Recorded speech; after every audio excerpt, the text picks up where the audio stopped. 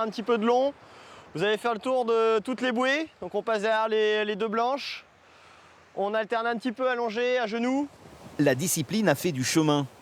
Des plages australiennes, le sauvetage sportif a traversé les océans pour s'implanter sur notre littoral. Et cet après-midi, sur la plage de Nozan à Royan, Clémence et ses coéquipiers s'entraînent pour les championnats de France, une discipline qu'elle apprécie pour ses multiples facettes. Il y a une partie en piscine, moi j'ai un passé de nageuse, donc c'est la partie qui m'a fait un petit peu venir aussi dans ce sport. Et en même temps, voilà, on est en mer 90% de l'année, on va dire. Il y a du sprint sur le sable, il y a de la planche. Enfin, voilà, c'est un sport qui permet de voir plein de disciplines, de se démarquer chacun dans son petit domaine. Vitesse, endurance, épreuve sur le sable et bien sûr, dans l'eau. La discipline est complète. Thiago s'y est mis il y a 6 ans. Il en a 14 aujourd'hui. Et à l'évidence, le sauvetage sportif fait de plus en plus d'adeptes. Quand j'ai commencé, j'étais plus petit dans le club et au fur et à mesure des années, il y a eu de plus en plus de licenciés et ça fait plaisir.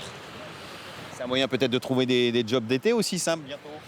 Bah oui, j'espère quand j'aurai 18 ans pouvoir surveiller les plages de Royan et d'à côté. Car outre ses indiscutables vertus physiques, le sauvetage sportif présente aussi un véritable intérêt ici, sur le littoral de Charente-Maritime et plus largement du sud-ouest. C'est une discipline qui vaut aussi des vocations. La plupart de nos jeunes derrière passent les diplômes tels que le BNSSA pour pouvoir ensuite être sur les plages l'été en tant que sauveteur. En attendant, le club de Royan présentera 16 de ses licenciés sur la plage de la Grande Conche. Clémence, Thiago et l'ensemble de leurs coéquipiers sont fin prêts pour les championnats de France.